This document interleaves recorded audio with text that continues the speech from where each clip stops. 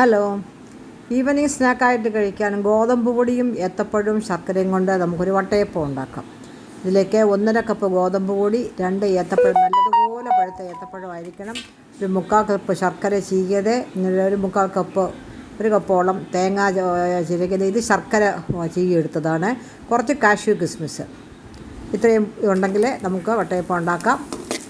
ഒരു പാനിലോട്ട് 2 സ്പൂൺ നെയ്യ് അല്ലെങ്കിൽ എണ്ണ, നെയ്യ് ഒഴിക്കുന്നതാണ് നല്ലത്. അതിൽ അണ്ടിപ്പരിപ്പ് കിസ്മിസ് ഒന്ന് മൂത്ത് വരുമ്പോൾ ഒരു 3/4 കപ്പ് തേങ്ങ ചിരതിയും കൂടെ ചേർത്ത് നല്ലതുപോലെ ഇളക്കിയിട്ട് അതിൻ്റെ തേങ്ങ ചിരകിനകത്തെ ഈർപ്പമായൊക്കെ ഒന്ന് മാറണം.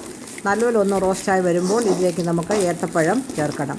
ഇത് മറ്റൊരു വീഡിയോയിൽ ഏറെക്കുറെ ഇതുപോലെ ഒരെണ്ണം ഉണ്ടാക്കുന്നത് കണ്ടാണ് ഞാനിത് ഉണ്ടാക്കി നോക്കിയത്. പെട്ടെന്നുണ്ടാക്കാം എന്നുള്ളത് കൊണ്ടാണ് ഇത് ഉണ്ടാക്കാനായിട്ട് ശ്രമിക്കുന്നത്.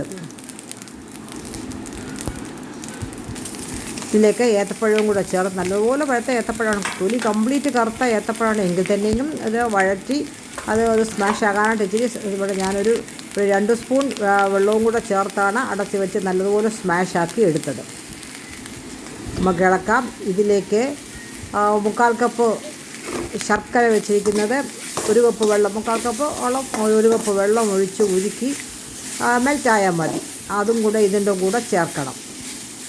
തണുത്ത് വേണം എല്ലാം. ഈ പഴം വഴറ്റുന്നതും അത് തണുത്തതിന് ശേഷം വേണം, ഏറെക്കുറെ തണുത്തതിന് ശേഷം വേണം ശർക്കരപ്പാനിയും ചേർക്കാൻ. അതിലേക്കാണ് നമ്മൾ ഗോതമ്പ് പൊടി ചേർക്കുന്നത്. 1 കപ്പ് ഗോതമ്പ് പൊടി, അല്പം ഉപ്പ്, ഒരു 1/2 സ്പൂൺ നെയ്യ് കൂടെ ഒക്കെ ചേർത്താൽ നല്ല ടേസ്റ്റ് ആയിരിക്കും. ഈ ശർക്കര ഇപ്പോൾ ഞാൻ ഉരുക്കി തണുപ്പിച്ച് വെച്ചിരിക്കുകയാണ്.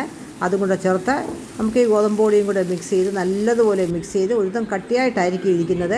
വീണ്ടും ഒരു 1/2 ഗ്ലാസ് വെള്ളം കൂടെ ചേർത്ത് അതുകൊണ്ട് വട്ടയപ്പത്തിന് മാവ് കോരി ഒഴിക്കുന്ന ആ ഒരു കൺസിസ്റ്റൻസിലാവുമ്പോൾ നമുക്ക് വട്ടയപ്പത്തിൻ്റെ ഉണ്ടാക്കുന്നത് പോലെ തന്നെ തട്ടിനകത്ത് വെച്ച്